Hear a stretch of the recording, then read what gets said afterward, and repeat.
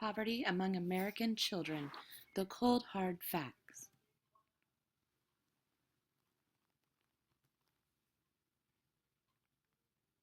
By Marshall Norris. What is poverty? The dictionary's definition of poverty is the state or condition of having little or no money, goods, or means to support. But poverty is so much more. Poverty is hungry. Poverty is lack of shelter. Poverty is being sick and not being able to see a doctor.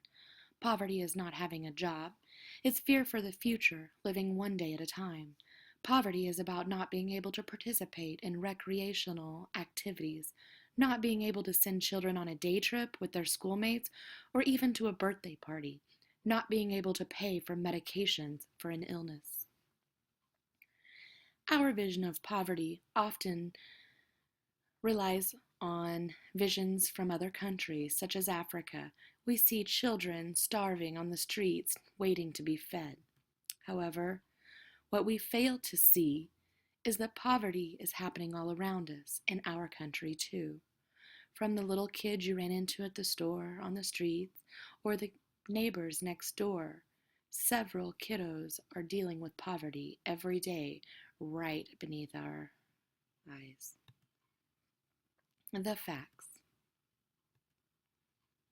The poverty line, according to the 2012 United States Census Bureau, is a family of 4, 2 adults, 2 children under 18 that earns less than $23,021.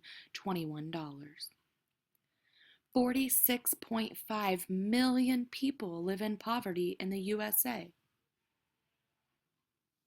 21.8% of all children live in poverty in the United States. That's over 1 in every 5 children. The physical effects. Children of poverty are 2 times more likely to have stunted growth, iron deficiency, asthma.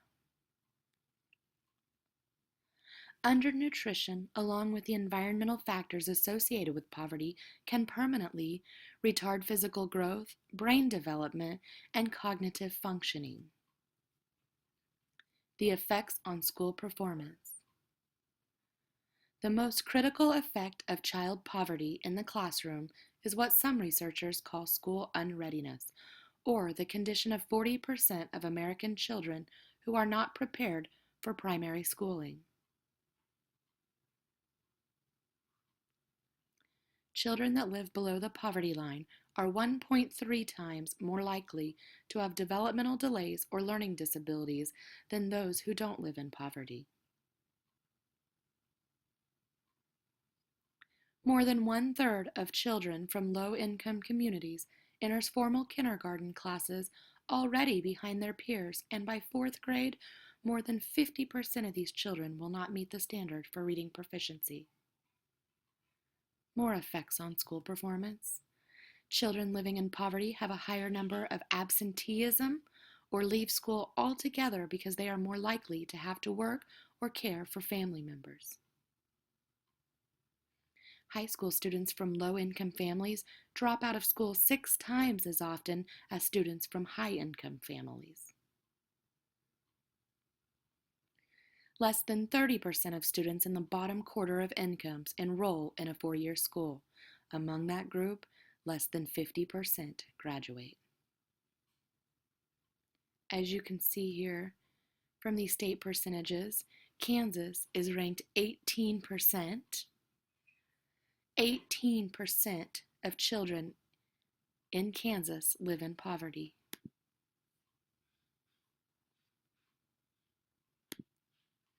62% of America's teachers regularly see kids who come to school hungry because they aren't getting enough to eat at home. In America, no child should be homeless, but 2 million are.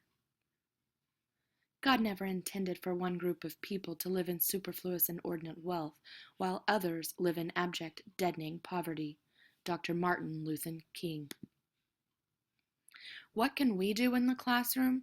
Educate yourself. Get to know a little bit more about poverty and what's going on with poverty in your state. Get to know your students better. Make sure that you understand what their home lives are like and if they have any struggles on a daily basis that you need to know about. Big Brothers Big Sisters. This is a great program where students get a mentor student to work with them and give them something to look forward to, also to help them be successful. Backpacks in Education is a free program for schools. This allows students on Fridays to take home a large Ziploc baggie full of nutritional snacks such as peanut butter, crackers, Pop-Tarts, etc. These backpacks are given to students who are recommended by teachers that are not getting a nutritious meal at home. This little backpack or Ziploc full of food will last the student throughout the weekend until they get a school lunch on Monday. Talk to parents about free and reduced lunches. If you see children who are hungry or parents not being able to provide a decent sack lunch, talk to them about the free and reduced lunch program. Hand in hand, together we can. Children do not care how much you know until they know how much you care. By Teddy Roosevelt.